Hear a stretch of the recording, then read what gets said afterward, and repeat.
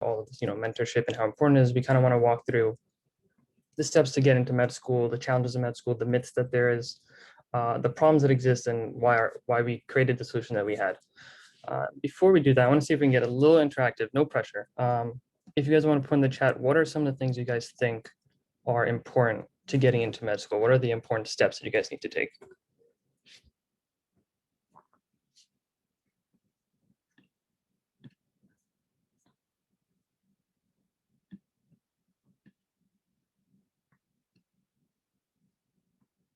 Grades, MCATs, yep. So those are usually the two biggest things that everyone kind of talks about. Extracurriculars, perfect, yeah. So grades, making sure you have a good MCAT score, making sure you have extracurriculars, making sure you're well-rounded. It's usually the things people kind of think about when you're going into medical school. Clinical experience, just have a backup if you really want to be in healthcare, it's perfect. These are all things that everyone is looking at as you go through. Next slide, oops. So the real path to med school, it does include all of that. It does include every single bit, everything you guys are talking about, but we kind of broke it out into multiple stages. The first stage actually starts way back in high school, pre-college days. This kind of entails like, are you taking your AP classes to get out of credits? Or are you getting to the best college you can, just like Jake was saying before? Do you have any volunteering or shadowing that you kind of know you want to get into medicine? These are more preparatory steps that for you personally to know that, do you actually want to get into medicine? Is that something you want to do? At this stage, you guys are probably freshmen, sophomores, juniors, or seniors. So you guys are more in the college stage. So like you said, the 4.0 grades, kind of successfully adjusting to college, that step from high school to college is pretty drastic. Just like the step from college to med school is also going to be pretty drastic.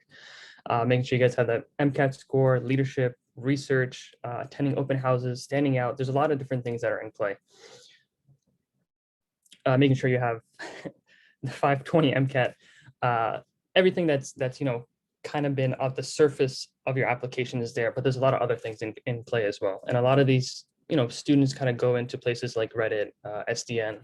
Apparently now there's like 500 GroupMe's out there where everyone can ask questions. So you're always trying to find, answers to the problems that you're facing where you are. And while at the superficial level, it kind of seems like these internet services are kind of leveling out the playing field. In reality, that there is still an equity disparity between all the different students, because this really depends on your background. Are you coming from a family of physicians? Are you coming from a wealthy or high socioeconomic background? The type of college you're going into, the people you can talk to, all of that is different per person. And while Reddit and SDN and GroupMe kind of help with that, it doesn't really do the justice that you individually will need. So hidden perils, this thing called imperil equity. So I think this graphic is actually very, well encompassing of what we're trying to talk about. So both of these people, they both have ladders. They both have the bag to pick the apples. They're both pretty much the same height. They're pretty much the same people, but only one of them is getting the benefits of the tree. Only one of them is able to actually get the fruits from that tree. And if we parallel this to, pre-medical students, you could have multiple people who are, 4.0 GPAs or even 3.9 GPAs. They have their research, they have extracurriculars, but they're both not getting the same success. And a lot of that has to do with these equity disparities that I kind of hinted at. What type of background you're from, what type of people you can talk to, what type of connections you have, what type of advice you're getting, what type of help you're getting to make those next steps. So getting into med school is very similar to kind of what this picture is kind of trying to show. You can do the best that you can on your own in isolation, but if the outside forces are not in your favor, a lot of that becomes a lot harder for you to get to where you want to be. So hidden perils in med school, just getting there, going through it. A lot of the obvious ones are, like you said, grades, doing well on standardized exams, studying for these exams. In med school, you probably hear that the volume of material is super intense. Like you'll be kind of drowning in the amount of volume that they kind of give you. Being able to talk to, get experience with patient care and improving your chances, improving your ability to take histories, assessment plans, even getting into residency. These are all very superficial things. Maybe not superficial is the best word, but things that are on the surface that everybody knows about. But the hidden perils are the ones that, kind of what me and Nathan were thinking about, the financial stressors that go on. There's a lot of debt that goes into play. And if you're not, I guess lucky enough to come from a wealthy family or land scholarships or get into a school that's going to give you proper financial aid, That's a big thing to think about. If you're going to a med school that's across the country, that family isolation, being in a whole new place, a whole new, no friends in that area to start, that's a whole other struggle that you have to go through. Comparing yourself to your non-medical peers who are, starting families, they have jobs, now they're making money, they're able to go on the vacations they want to go to, they're, buy the cars they want to buy, or, go do the things that you're hoping to do 6-10 years down the line. That comparison kind of, it sometimes weighs on you. As I can speak as a medical student. Nathan probably thinks the same way too. When you start to think about other people who are kind of moving on in life in that sense, that's another struggle that comes into play. Just thinking about how many more years of studying. So, me, Nathan, I think Nathan has 4 years of residency for his psych. I'm doing internal medicine and hopefully doing a pulmonary critical care fellowship. So that's 6 more years. And technically, we're done with med school, but we're not done with training. And that timeline is long, and sometimes it weighs on people. The hours are not great. I think if you break down our residency pay, it's pretty much minimum wage. So, everyone kind of thinks that, once you become a doctor, it's okay to have all that debt because, you'll pay it off, but it takes a lot longer than expected. The hours are tough, the training is tough. And a lot of times people try to downplay it by saying, it's a privilege. You get to work in medicine. You have to work with people, which it is. It's an awesome profession, and we do get great opportunities. But hearing that as you go through the struggles, it's not something you really want to hear at that point. And these are all things that are kind of in the background. You don't really see it. You don't really know about it unless you've talked to someone who's been through it. You've talked to someone who recently graduated or is in medical school, or you're lucky enough that your advisors had enough insight and they gave you that information. Like there is a lot of good, there is a lot of benefit in medicine. It's awesome to learn about. The material is super interesting, be able to help people at their time of need, all that stuff. But it's not all sunshine and rainbows. And these are things that people don't really know, or they're not even told until they get into it. And then that surprise kind of hits you. So these are just things to think about. These are things that you need to consider. These are the kind of hidden perils in med school that if you were not lucky enough to come from a family of physicians, or to have the right people to talk to, you may not know it's coming, and it kind of hits you. So how do we prepare for these hidden perils? It's not wellness modules. It's not changing everything to pass fail. It's not mandatory mental health lectures. It's not drugs or escapism or alcohol. A lot of these are either administrative things that people want to implement. They think that it helps, or it's personal escapes. But in reality, that's not really going to take you that far. These are kind of short term, or on paper type solutions that are going on. I mean, even I don't know if you guys have these in undergrad anymore, but in med school we have a lot of these mandatory sessions for like an hour or two at like 7 a.m. about like how to be well and stay mentally healthy, and we're like, I just want sleep at that point. It's like the timings are not the greatest. It's not super beneficial. Like it's good to know. It's definitely good to know, but it's not the right way to approach it. I think in medicine, there's actually the average rate of suicide is second highest. It's not the second highest. It's double the general population. So it is stressful. It is, the culture is not the greatest sometimes, depending on the hospital you go to. The hours are rough, and sometimes these solutions that are kind of out there right now aren't the best ones. And what we think is, the right way to approach it, or the better way to get to it, maybe not the best one, but the better one, is to have a support system. Have peers that you can talk to, have mentors or advisors who have the experience that they can, get you that insight, kind of let you know what's going on, what to mentally prepare for as you take that next step.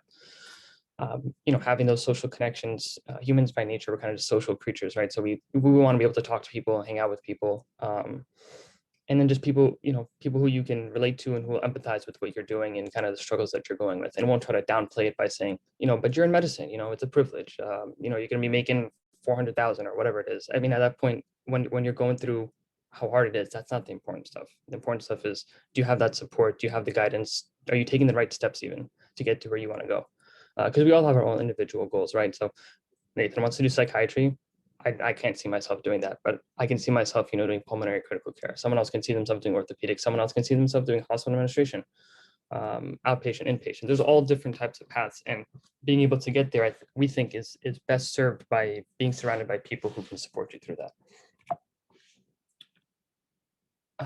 So myths about getting into med school. I'm not going to read all of this. You kind of, I guess you can kind of read it as you go along, but there's a lot of things that, to get into med school, you need a 4.0, or if I have a 4.0, I'm guaranteed to get into med school, or, all med schools are kind of the same. If I get into one, that's good enough, which it is, but they're not technically all the same. If I don't have research, I'm not going to get into med school.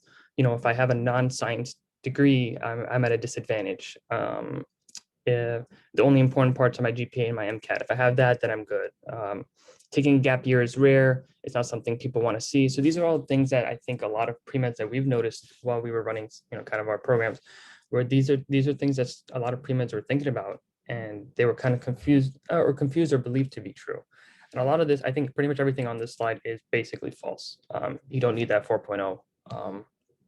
Admissions doesn't prefer if you have a science degree. It actually doesn't make a difference what degree you have. Taking gap year is totally normal. I think the average age for starting med school is actually 1 or 2 years out of college now. So it's not even, it's not rare at all to take that gap year if you need it. A lot of these things on here are myths. These are not things that are true. And if you're not talking to the right people, you might fall into that trap. So at the end of the day, if you go through all these myths, the way the system is kind of set up, it's kind of a zero-sum system. There are X amount of spots and Y amount of applicants, and not everybody can get in. You're competing with pretty much every other pre-medical student to get into the program that you want to get into. And unfortunately, that's kind of where the system is working at this point. There's no guaranteed reward for rising above your cohort, only above it. So if you go, if you think about it, it's kind of brews unnecessary competition, or that gunner mentality that people really hate, to get into medical school. And if you think about this zero-sum structure, it's only exacerbated by the inequity that kind of goes on throughout the system, kind of what we were talking about, socioeconomic background you have, the people that you know, the people that you can talk to, the advisors that you have, things of that nature. The better prepped you are on that end, the more likely you're able to succeed in this zero-sum game that is med school admissions. And when you get into that, stage of getting into medical school, even then there's challenges. It doesn't really stop at that point. So, just to give you guys some insight. So, we were talking about this whole time that, there's a lot of things that go on that, pre-med students aren't really aware of. So let's talk a little bit about challenges in med school. One of them being the volume, the pacing. There is the way I remember when I started med school, someone tried to get me to explain how exactly it was. And I told them, try to imagine it's finals week, but every other week. And that's kind of the level of intensity that it felt like first year. And then second year got even harder. So it just continues to ramp because there is a lot of medicine. We know so much more now than we know like 30, 40 years ago. That this is just, it's a lot, and it's a lot to get used to. And there's a lot of things that it's a transition that you have to make that's even harder than the transition from high school to college, in my opinion. Another thing to realize is a lot of the undergrad coursework you're going to take is not really going to show up again. Orgo, I don't think I've ever seen another hexagon ever since Orgo 2 finished. A lot of bio, I didn't need to learn about plants again. So that's a lot of that stuff is not necessarily, they may be foundational in nature, but they're not really showing up again, which for some people is a surprise. They kind of expect to take more, bio-related subjects or chem-related subjects, and it's honestly not really there. A lot of it is more physiology, pharmacology, things of that nature. That's music to my ears. You're welcome. Balancing the, sorry.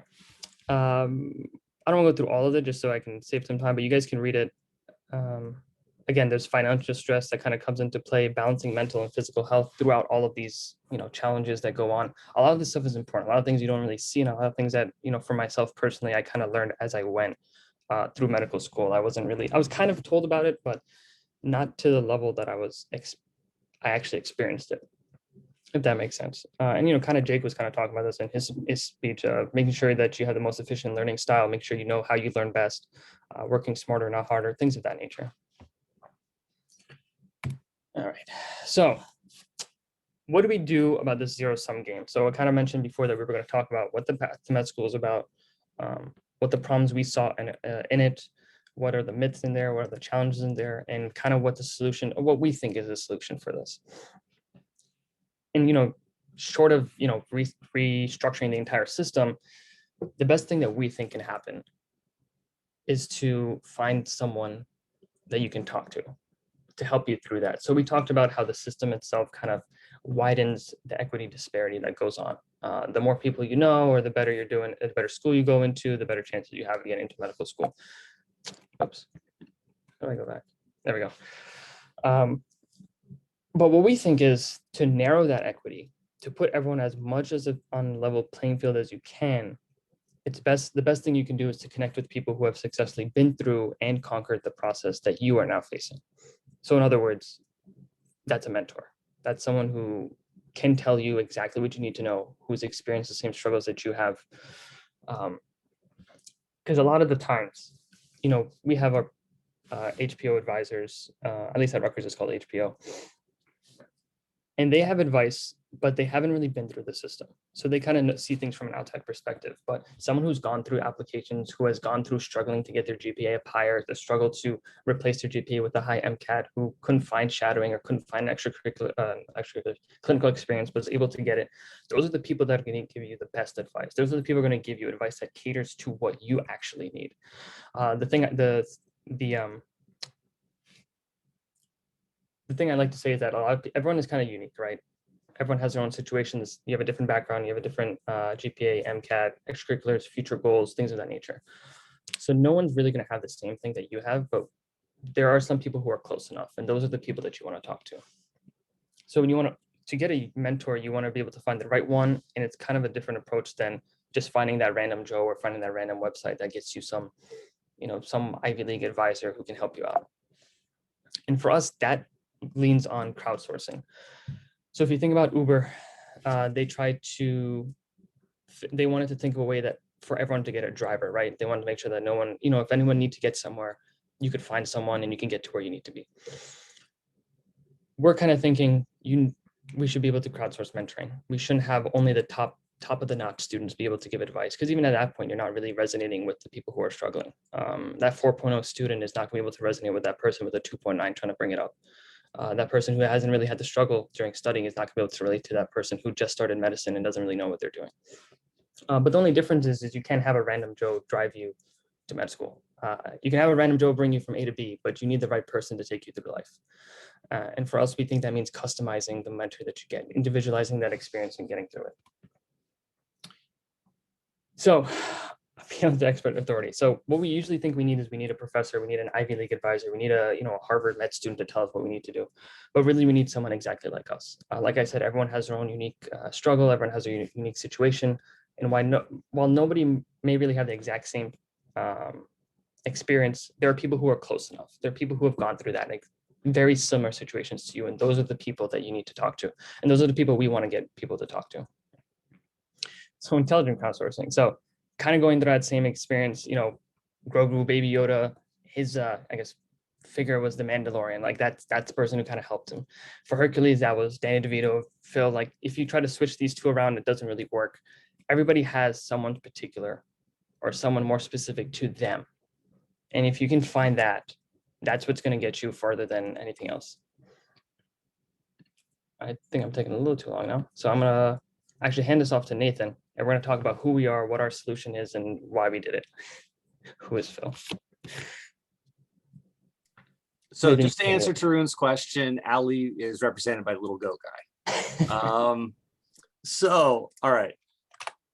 So who we are. So this kind of is a good place to talk about what we're doing and why we were founded.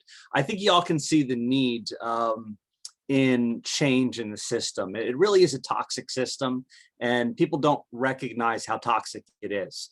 To all of you who may not be aware of the origins of why you take physics and orgo and biology and chemistry, it all comes from the 1930s. What was it, Pilsner Report, where they wanted to standardize all of the medical education. And this is the same group that recommended the whole resident schedule of 80 hours a week. And that was all based off of people doing cocaine all the time. So these are not healthy systems that were created and not sustainable. So what we're trying to do with mentoring is kind of change the way the game's played, change the system. So BreakThru Mentoring was founded in July 2020 by Ali and I. We're both DO students from Rowan, SOM. And we asked ourselves,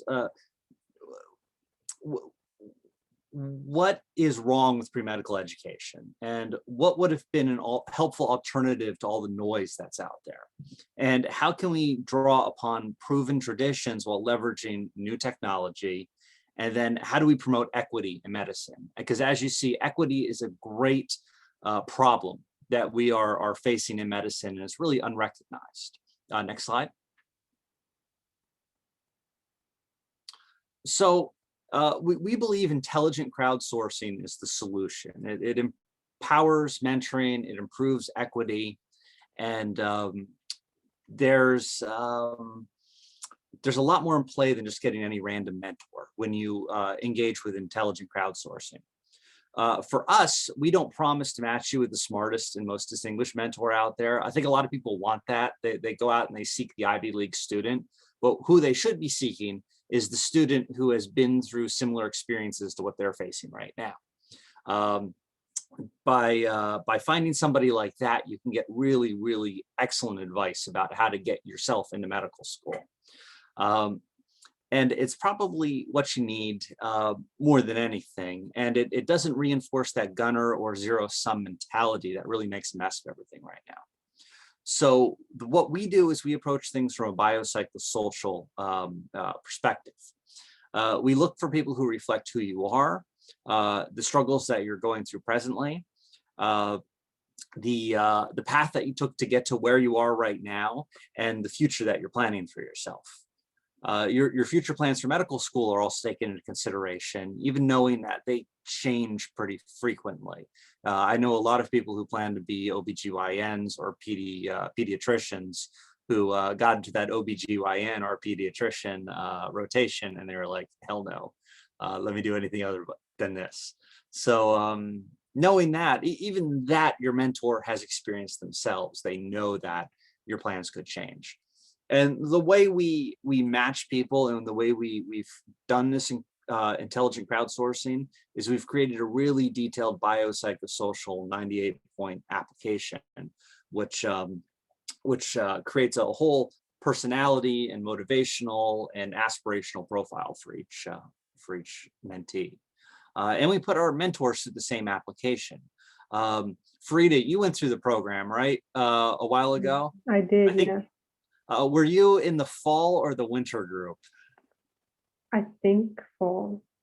I think we put in the real long application after that. We were like, oh my God, nobody's gonna do this application. It's almost 100 things, but we have this big long thing now. Next slide, Ali. So here's an example of how this works and how the process works for mentoring, because a lot of people really don't get what is mentoring. Like what is what distinguishes this from tutoring, or what distinguishes it from getting an advisor? Why can't I just go to my pre-med advisor at school and get mentored from them? Well, it's a little different. So the way our process works is, first we match you with a mentor who reflects you. Then we have you and the mentor schedule regular meetings to connect. Then you take the insight you gain from the personal dossier that we create from your application to kind of identify your unique strengths and weaknesses. Then you talk to your mentor about those strengths and weaknesses. Now, if you go to just an advisor or an application specialist, they have these people you can hire for like $4,000 who promise to advise you on the internet. It's gonna be zero-sum game. For the way the system works now, they're like, you know, the analogy when you have a hammer, everything looks like a nail, right? It's the same idea. They're going to look at your GPA. They're going to look at your extracurriculars. They're going to look at your volunteering experiences. They're going to reduce it to numbers, pure numbers. And there is something to be said about the statistics. If you have a certain GPA, the odds of you getting in fall somewhere. If you have a certain MCAT, the odds of you getting in fall somewhere. But med schools are tending to look at things more holistically. When you try to reduce everything to numbers and to stats and to zero-sum game, you leave a lot out of the picture.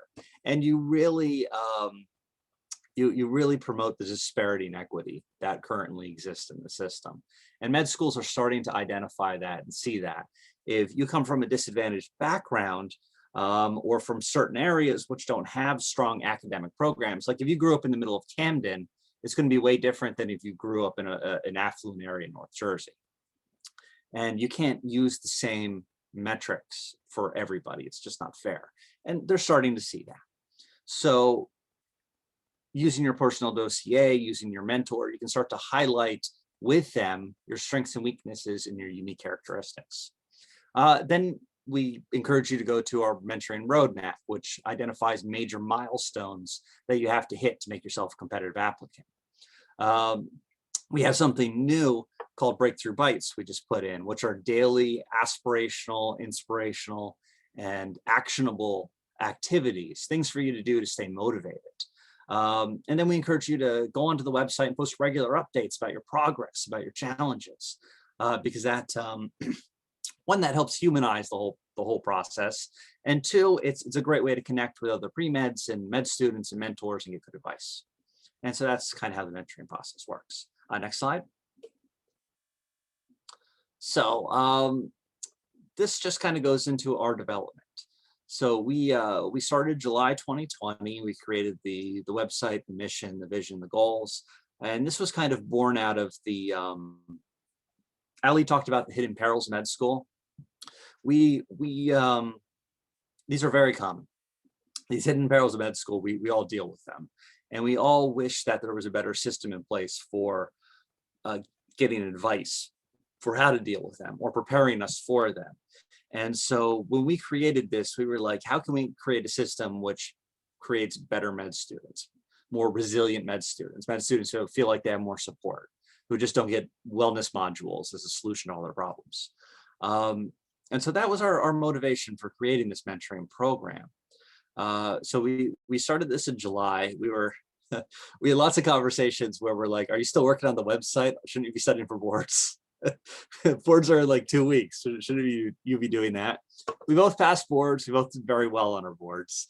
But we were doing this in the midst of boards, and into August, the same thing.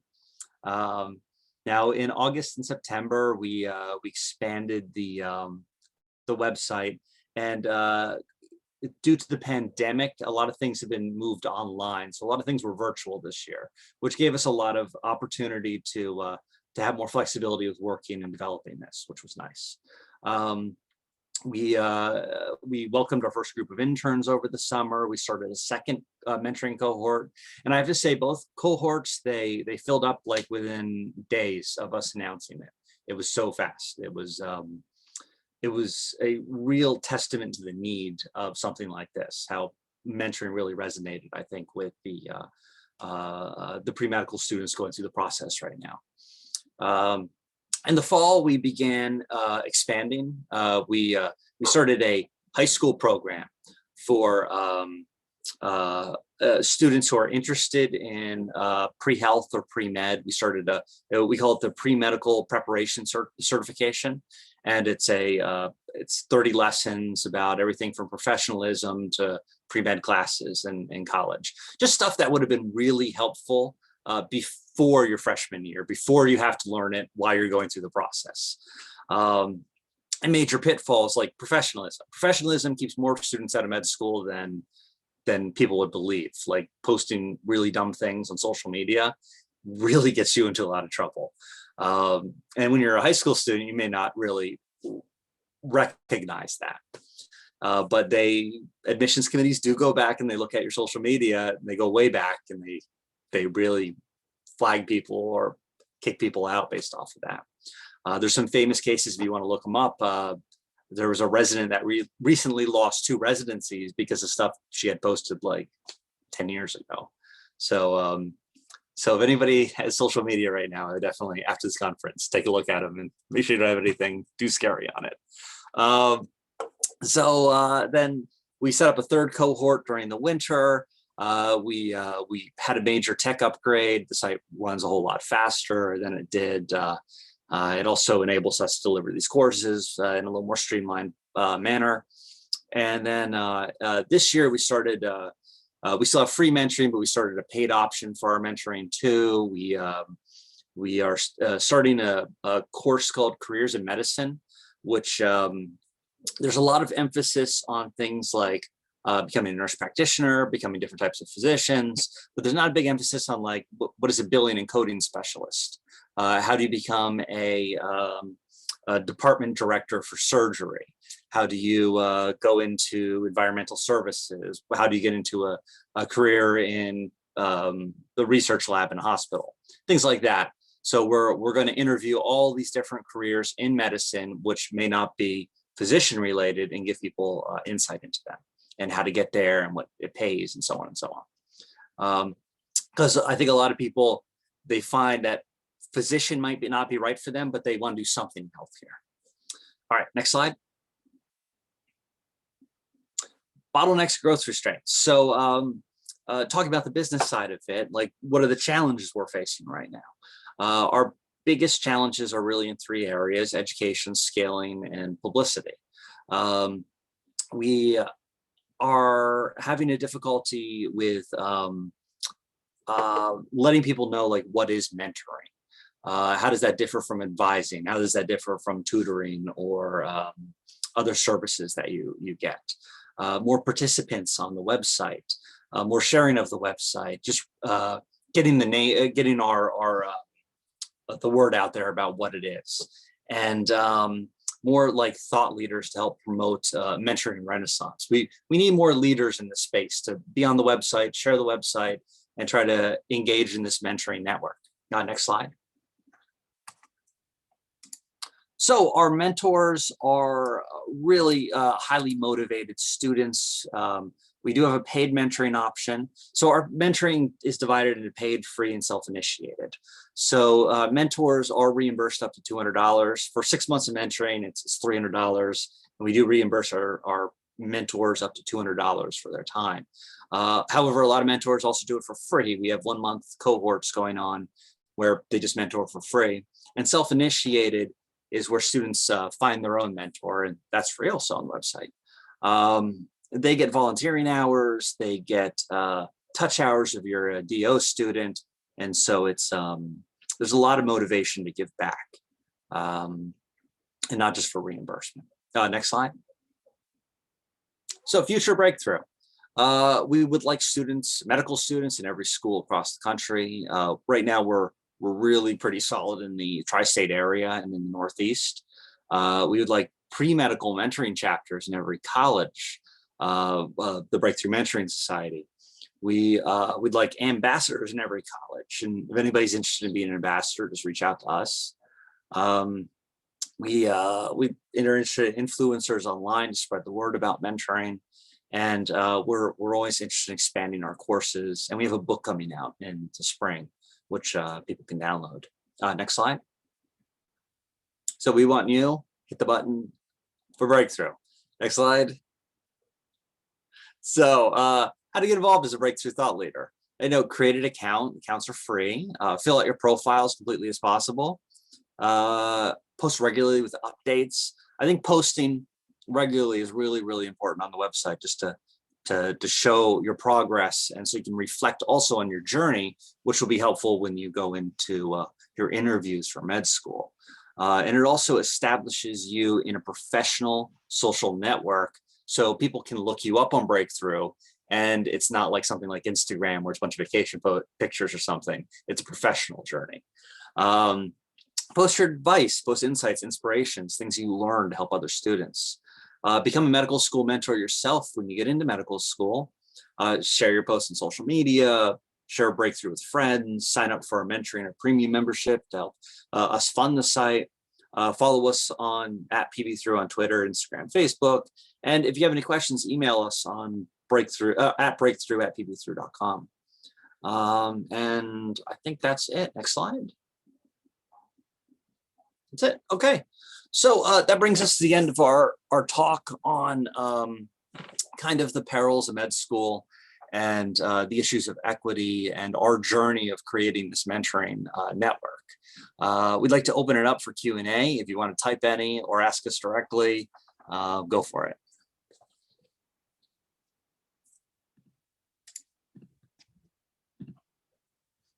It looks like Ame, you have a question? Yeah, hi guys. I enjoyed the presentation. I just had a question. So you guys said you were both fourth year med students, right? And with this breakthrough mentoring, I think it's pretty successful. Do you guys think you guys would take it full time, or would you guys still like what do you see your plan after this? I think we're too far to give up medicine now. No, one of the biggest challenges we're facing for the future is how to balance the demands of residency with continuing to grow the company. And so we are looking at getting underclassmen to kind of help us out with leadership positions with it. But I don't think we are, either of us are prepared to give up our residency to go mentoring full time. Not at this point. Not at this point. Once we go, what is it, IPO? Once we have a successful IPO, then we'll talk. I think first sides, I still want to be a physician at my core, right? I think seeing patients day to day, being that core clinician is still the main goal. But this is something I definitely want to. I think we both want to continue as we go along. We actually are hoping to expand it because the division isn't just pre-med students and med students, it's residents, attendings, and as we progress, we can bring more people into it. So we're going to leverage that as we move on. Good question. I have a quick question for you guys. Mhm. So you talked a lot about like what it takes to be a good mentor and how to find a good mentor, but what do you think you should do as a mentee to get like the best out of the mentorship experience? I think, yeah, that's a really good question. I think that's one of the hardest things people grapple with because it requires a shift from you're my mentor, get me into med school to like this more bilateral relationship. And I think the key things are being honest with your mentor about your strengths and weaknesses and fears and being brave with asking questions. Because I think one of the biggest challenges our mentees have is they don't know what they don't know.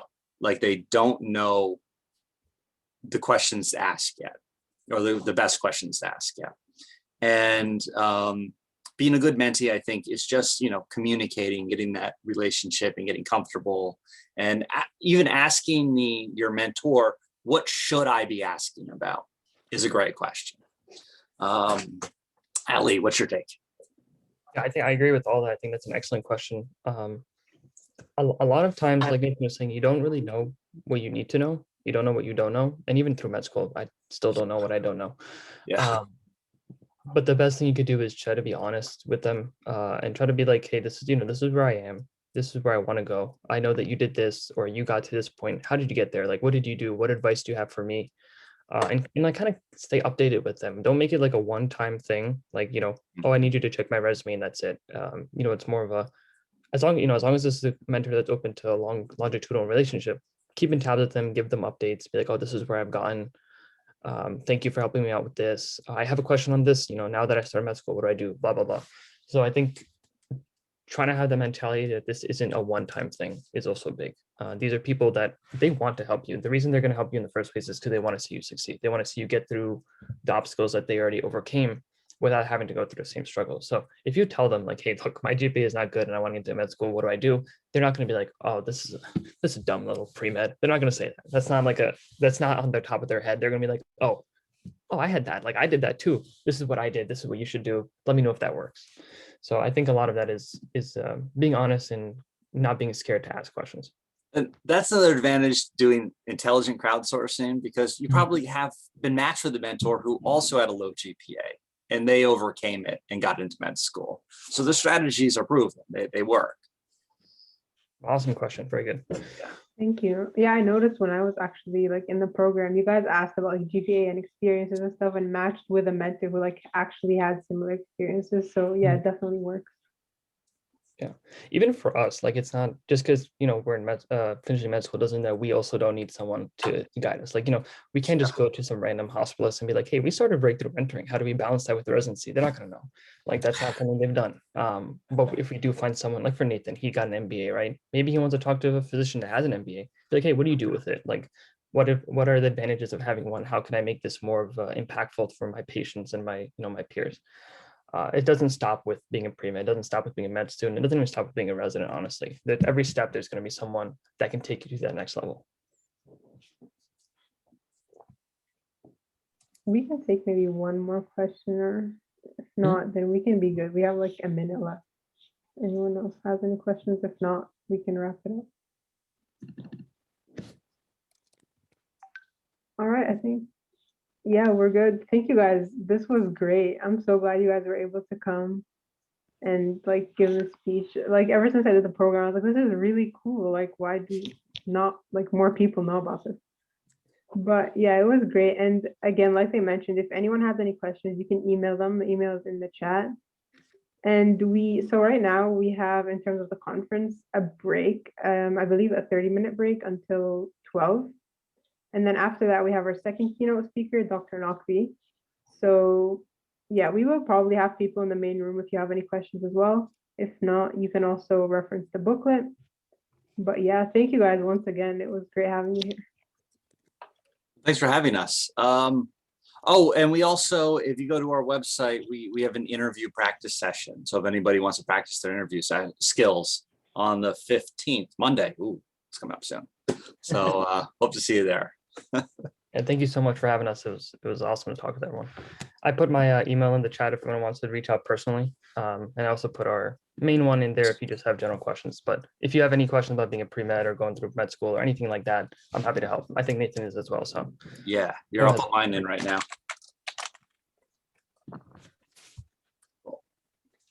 Yeah, reach out. I'm happy to answer any questions.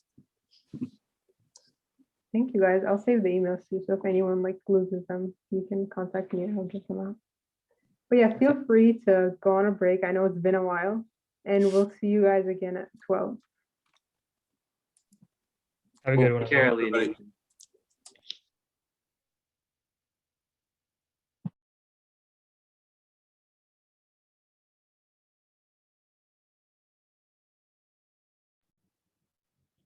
Should we leave the breakout room or?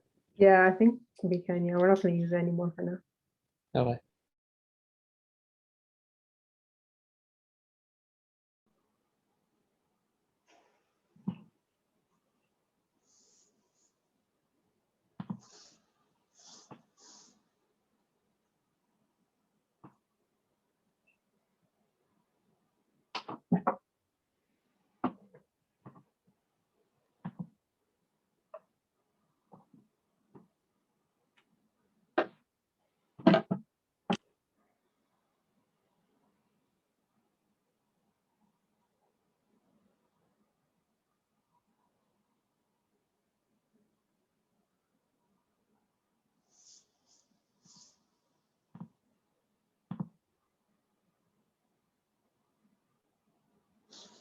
While we're here, if you guys haven't joined the raffle yet, we're going to be picking our first winner, like right after this, right after Dr. Stilianos is done. So I'm gonna send it again. You guys can, if the winner is going to win a $50 Amazon gift card, so you should join. Good money.